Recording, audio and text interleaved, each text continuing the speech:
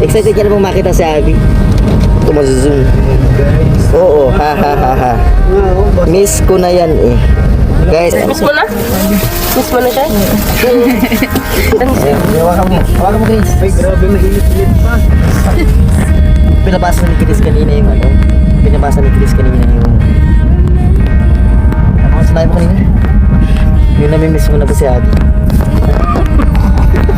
Grabe yun ha. Pinabasa sa amin? Agad sa'yo. Ay!